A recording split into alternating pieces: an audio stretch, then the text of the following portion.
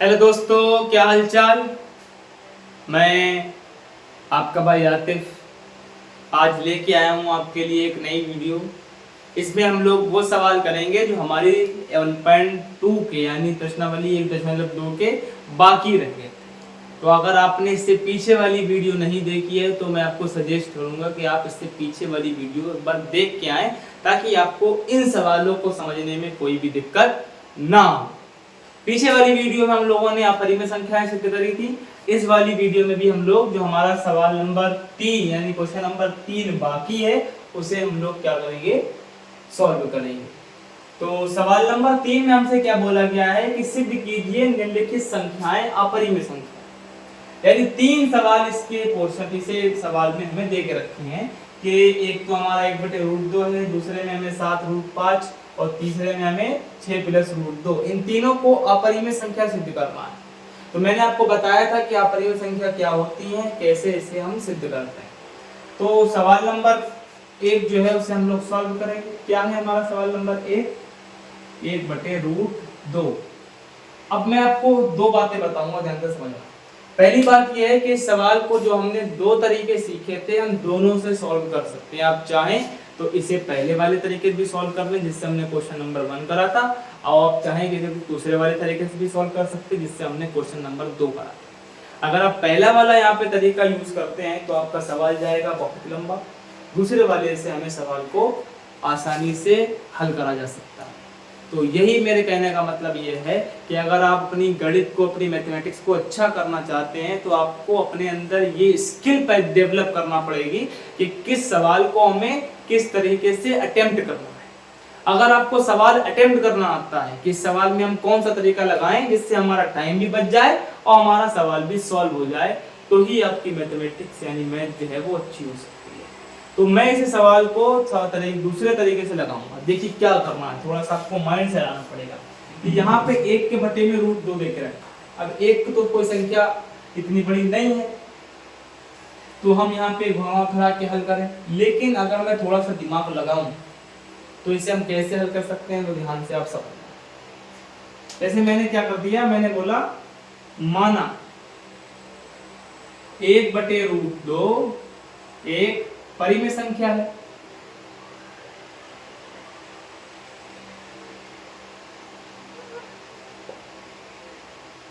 फिर हम क्या मानते थे, P और Q दो पूर्णांक हैं जहां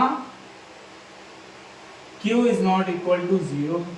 इतनी बात आपको आज सवाल में लिखना। फिर हम क्या करते थे कि जो हमारी संख्या लिखी होती थी उसे लिखते थे और बराबर में हम कर देते थे P/Q। इतना तो हम करते चले आ रहे हैं पिछले सवालों में। अब यहाँ पे आप थोड़ा सा दिमाग क्या चलाओगे कि आप इस संख्या को थोड़ा सा चेंज करो। क्या चेंज करो, ध्यान से समझिए। अगर मैं व्युत्क्रम ले लूं, इसका व्युत्क्रम लेने पर यानी अगर मैं रेसिप्रोकल कर दूं तो आप क्या करोगे, √2 को ऊपर भेज दोगे और यहां आ जाएगा आपका Q/P।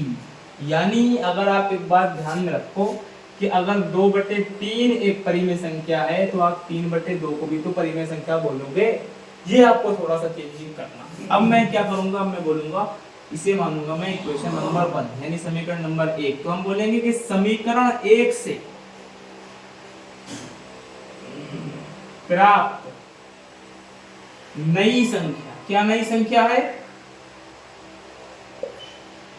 Q/P यानी Q/P में Q तथा P दोनों पूर्णांक हैं।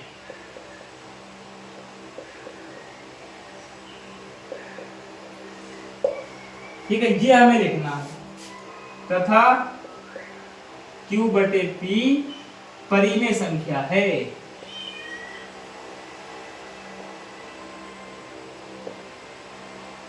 और अगर एक साइड को परिमेय लिखा है और दूसरी तरफ अपरिमेय संख्या है, भाई एक तरफ परिमेय है और एक तरफ अपरिमेय है, तो आप क्या कहोगे, ये बराबर है? ये बराबर नहीं होंगी। भाई हम कह सकते हैं ना कि एक तरफ तो परिमेय संख्या और परिमेय संख्या कभी अपरिमेय संख्या के बराबर हो नहीं सकती। किस कंडीशन की मैं बात कर रहा हूँ भाई? इस कंडीशन की अगर मैं बात करूँ तो 3/2 बराबर है 2/3 के, तो आप बोलोगे ये तो सर गलत हो जाएगा, लेकिन ये गलत किस कंडीशन से नहीं होगा वो आपको समझ में आना चाहिए। हम यहाँ पे परिमेय संख्याओं की बात कर रहे हैं। मैंने बोला 3/2 भी परिमेय संख्या है और 2/3 भी परिमेय संख्या है। इस कंडीशन से दोनों जो है वो बराबर है, दोनों परिमेय संख्या है। लेकिन अगर मैं बोलूं कि एक तरफ परिमेय संख्या है और एक तरफ अपरिमेय संख्या है, तो आप क्या बोलोगे कि एक तरफ सर परिमेय संख्या है, एक तरफ अपरिमेय, तो ये कैसे बराबर हो जाएंगे? वही बात हमें यहाँ पे रख के क्या करना है, प्रूव करना है, जो कि हम लोगों ने करी भी है। क्या बोला मैंने कि समीकरण 1 से प्राप्त नई संख्या q/p में q तथा p दोनों पूर्णांक हैं, यानी दोनों जो है वो कोई नंबर है 2 3 4 5 लिए, तथा जिससे q/p परिमेय संख्या सिद्ध हो जाती है।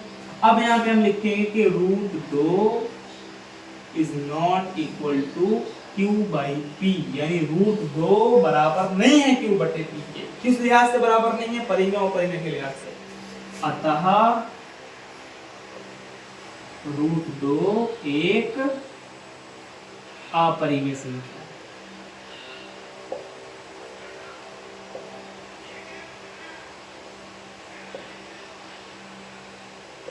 ये मेरे कहने का मतलब था। अब अगले सवाल की बारी।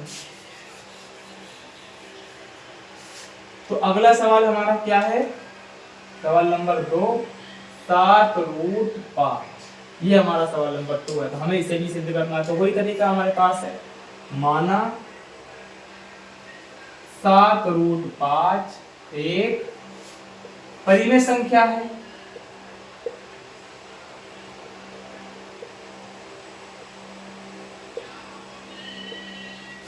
तथा p, q दो पूर्णांक है,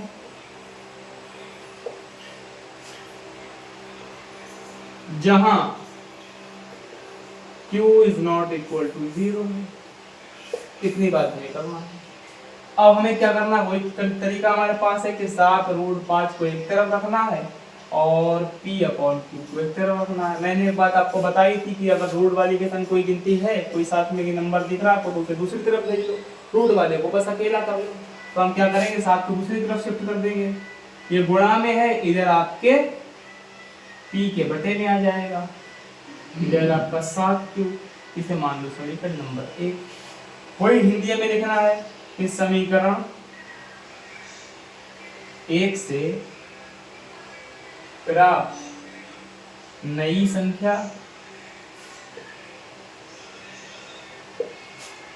p/7q में p, q तथा 7 पूर्णांक है,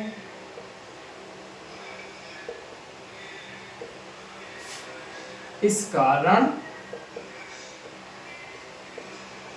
यह परिमेय संख्या है।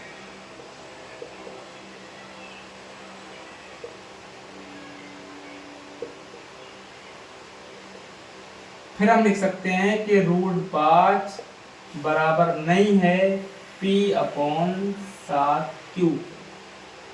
ये आपको लिखना है कि √5 जो है वो परिमेय अपरिमेय के लिहाज से बराबर नहीं है। तो हम बोल देंगे अतः 7√5 एक अपरिमेय संख्या है।